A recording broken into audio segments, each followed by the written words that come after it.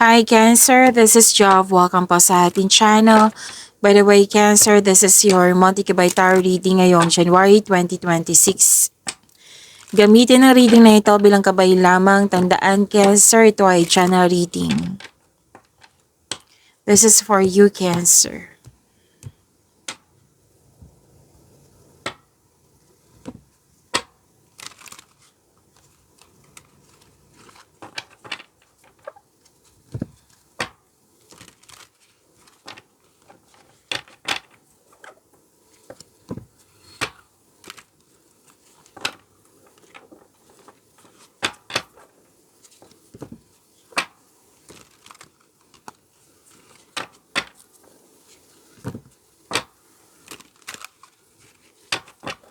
Para po ito sa iyo, Cancer, ngayong January 2026.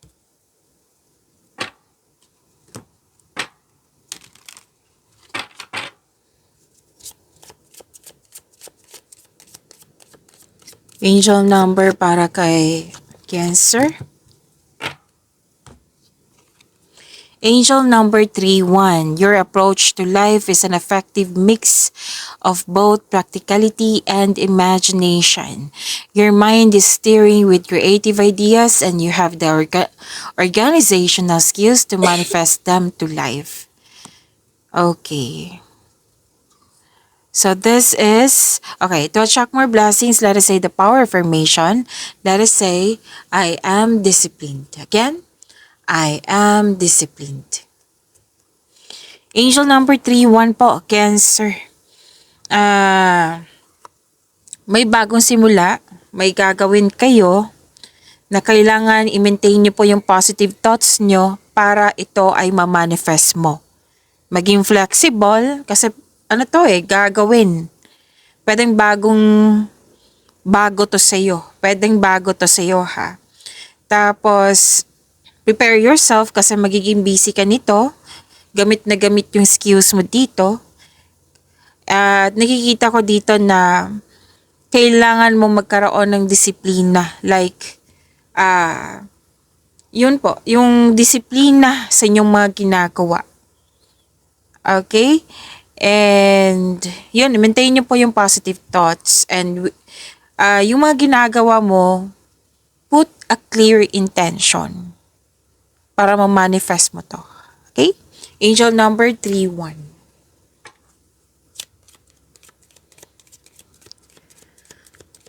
Maraming salamat po sa inyong patuloy na suporta sa mga nag-donate, sa mga hindi nag-skip ng ads. Sa mga hindi pa nag-subscribe, subscribe na po kayo at click bell notification para updated kayo sa bagong video natin. Para sa mga gusto magpa-reading po, comment po kayo ng personal reading and check ma-reply sa comment section. Kakasabi ko lang kanina na bagong simula nga, new beginning. So, ngayong January 2026, na pwedeng matagal mo na tong iniisip. Oo. Plano, desisyon. Tapos, ngayong January 2026, bibigyan mo siya ng aksyon. Kasi, may nakita kong power dito. You are inspired, increase yung confidence, you have the power. At nakita ko dito, mas ganado ka kasi very inspired ka. And yes, power, authority, and protection. Magaling kayo sa mga ginagawa nyo. Magaling kayo na leader. At nakita ko dito na may mother figure na may malaking influence ang mother figure. Pwedeng ikaw to, pwedeng siya. Nakita ko rin dito na may nag-uusap tungkol sa negosyo, malaking negosyo, sa career and finances. May dumating na opportunities na bibigyan mo ito ng best decision or best choice. At yes po, nakikita ko rin dito na may new beginning. Ito, new beginning. At dito din, new beginning. At bagong simula to connection sa trabaho din. Bagong relasyon. Bagong partnership. Bagong kasamahan. Nakikita ko rin dito nagbigay ka ng panahon sa iyong inner child at sa mga bata.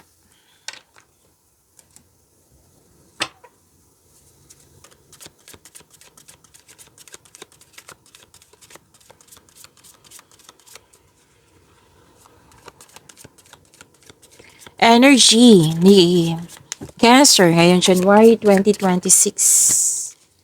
Energy.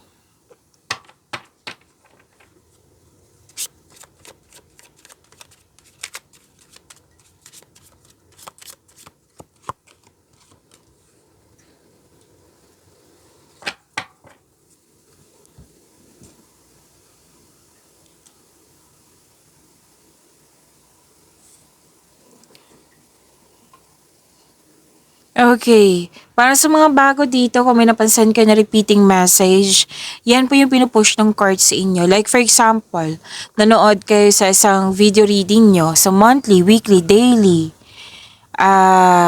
Sa first half, second half, dito din sa monthly nyo, at may napansin kayo na repeating message. Yan po yung pinupush ng card sa inyo na kailangan yung bigyan ng atensyon, solusyon at aksyon kung maaari po. So na yung energy ni Cancer ngayon January 2026.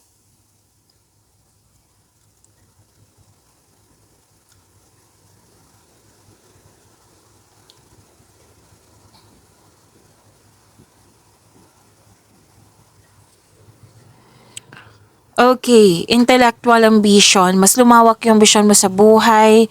Sinabi din dito ha, kunin ko lang.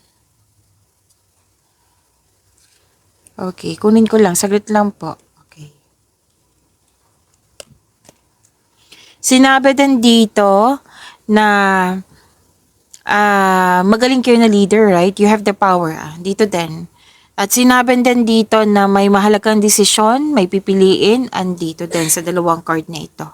So, na-clarify po siya.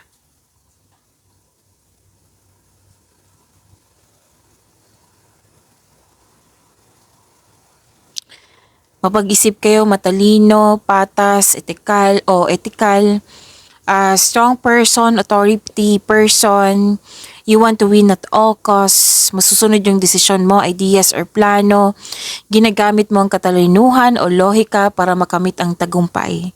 Gumagawa ka ng aksyon upang manindigan at magtiwala sa inyong intuition, magtiwala din sa iyong boses.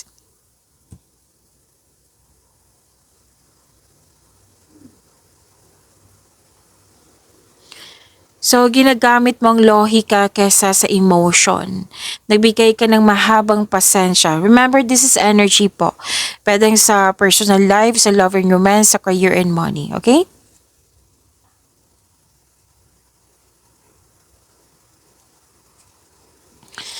Okay, gumagawa ka ng lohikal na aksyon sa iyong mga layunin sa buhay. May promotion ako nakikita dito. Yung leadership role, may leadership role dito.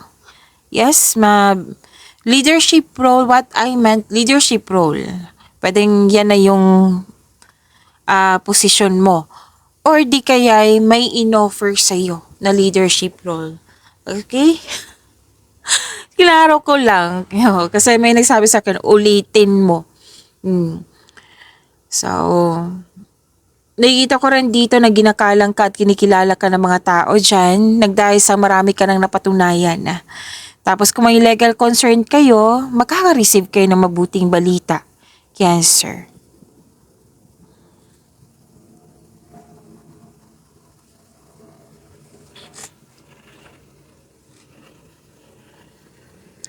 Clarity, maraming ideas. Kasi itong dalawang card na ito, ginagamit mo talaga yung logic, yung talino mo, kaysa sa emotion.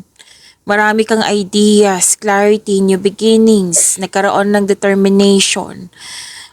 Meron kang new ideas na agad mong binigyan ng aksyon para magkaroon ng maagang resulta. Ang advice ng card dito, dalawang card kasi nagsabi dito, Cancer, kailangan ko lang mag-burp. Dalawang card kasi nagsabi dito na magtiwala kayo sa inyong intuition. Okay, magtiwala. The advice is trust your intuition na maggagabay sa'yo patungo sa mga susunod na hakbang ng pagkilos. Tapos, nakita ko dito, napansin din nila na may improvement sa iyong communication skills.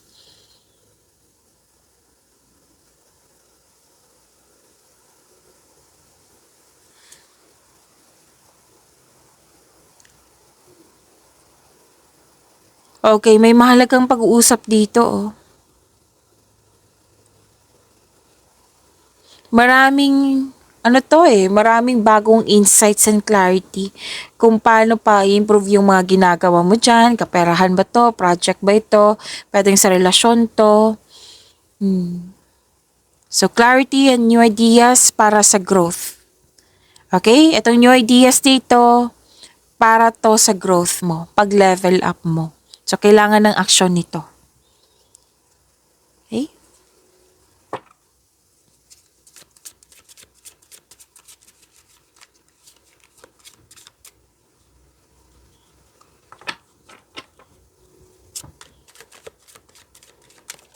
Career and money ni Cancer. Ngayon, January 2026.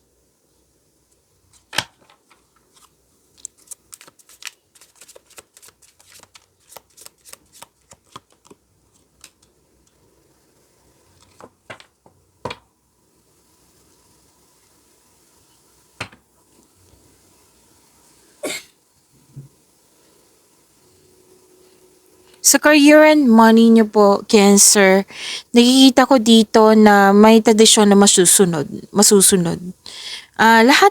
What I meant is, tradisyon ng mga Pinoy, kung ano man yan, na naka-align sa inyong career and money, masusunod po.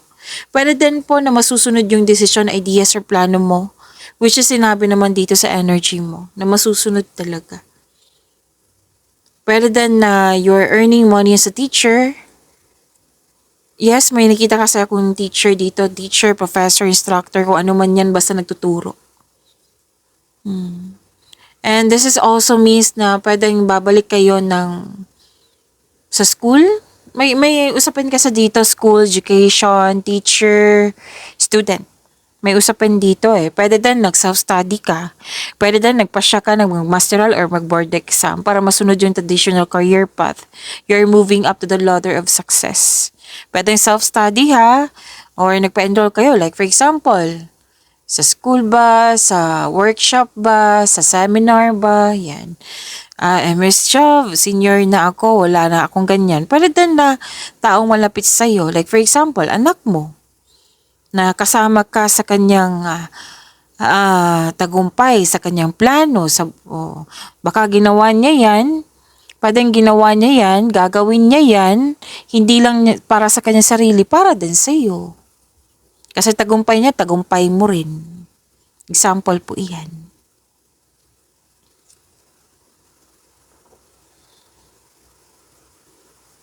Nakita ko dito maraming naniniwala sa iyo. Like marami silang natutunan sa iyo.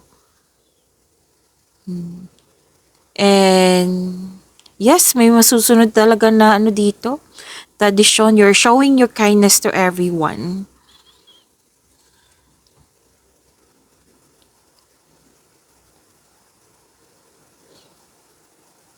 Nakikita ko dito, nagkaroon po ng long-term abundance. So, ang ganda no? Steady progress, ang ganda. Long-term abundance. Sa mga nag-invest na mukhang naiinip, like, may narinig kasi ako dito, mabagal ng resulta. Kailan ba to darating? Dahilan ba to magkakaroon ng positive outcome? Yan. Kailangan mo ng mahabang pasensya. Kasi sinabi naman ng card na alam mong process ito. So, kailangan mo magtiwala na magkaroon siya ng magandang bunga. Okay? Pero syempre, be realistic about your expectation. Ito ay magbubunga ng masaganang resulta kung hayaan mo lang itong magbunga. Magtiwala. Continue to take steady action on your goals na may kasamang pasensya. And yun nga, be realistic about your expectations. May perfect time. Yan.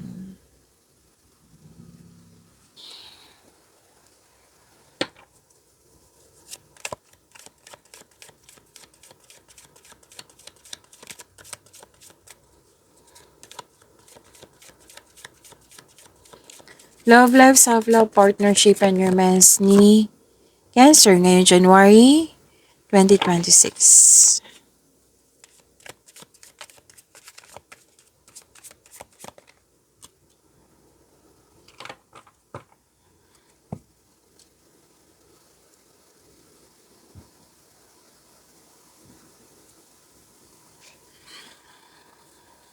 Okay.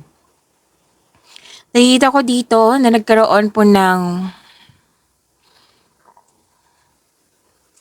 kayong lahat. Single ka man, marelasyon sa buhay mag-asawa. Malalim yung iniisip nyo. It might be vacation nyo ngayon kasi may nakita ko ditong bakante ka talaga. Bakante ka. May alok na pinag-isipan mo na mabuti kasi may kailangan piliin. Lumabas na naman, di ba? Dito. From here to here. But I believe kasi andito tong dalawang card na ito. Gagawa ka ng desisyon. Gagamitin mo talaga yung talino mo. Gagawa ka ng desisyon, Cancer. Pwedeng may na-miss kayong tao. Or may nangyari sa nakaraan na hindi mo nagustuhan tapos naalala mo ngayon. Kailangan lang po ng forgiveness. Pero at the end of the day, nakikita ko naman dito yung happiness. Pwedeng naalala talaga.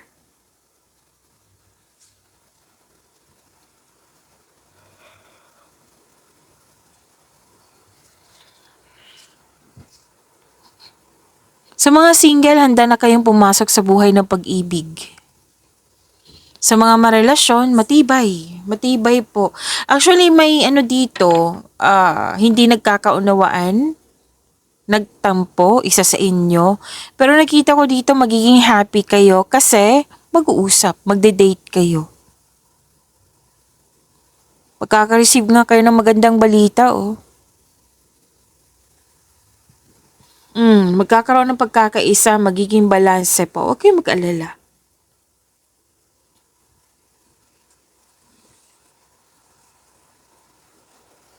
May nag-celebrate dito monthsary, anniversary, any kind of achievement, and a party ba to? Celebration po. Single ka man, marelasyon sa buhay mag-asawa. May nag-celebrate. Para din natapos na yung construction ng dream house mo.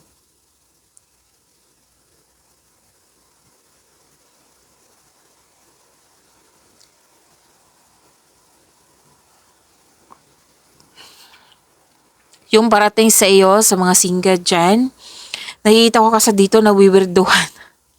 Nawiwirduhan ka sa taong ito. Pero alam niyo ba kung makuha mo yung loob niya? Kung hindi pa siya dumating, parating na po ito, okay? Pwede nasa harap mo na.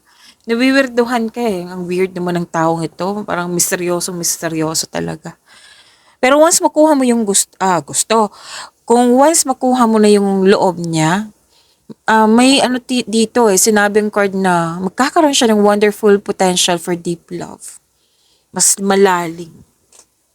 Yan. 'Di ba? Lahat naman tayo gusto niyan. Yung mahal na mahal kayo, yan. Na nagmamahalan kayo. Baka nasabi mo lang yan na, ang weird naman taong to. Yung may nasabi ka talaga. It might be bagong kakilala talaga na, 'di ba? Usually yan yung sinasabi ng ang weird niya, bakit hindi ko siya kuha? Yan. So kilalanin mo lang mabuti. Okay. Alam ko na yung dahilan kung bakit nagkaroon ng tampuhan, yan, 'di ba? Sabi ko kanina. Kasi isa sa inyo na seeking for anong tawag dito? Time. Gusto ng time, humingi ng time. Which is sinabi dito, 'di ba? May humingi ng time sa iyo. Kasi to si Cancer, araw-araw, halos araw-araw ko 'to nakikita, puro busy. Ganyan naman si Cancer pag trabaho tutok na tutok.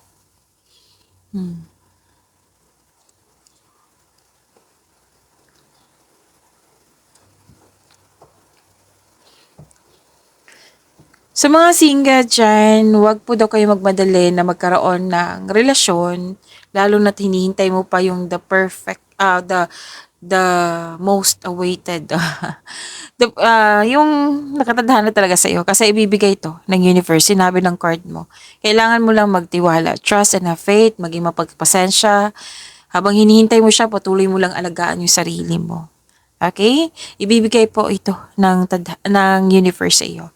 Pag-imani niyo po yung blessings na binigay sa inyo, Cancer. See you tomorrow. Maraming salamat.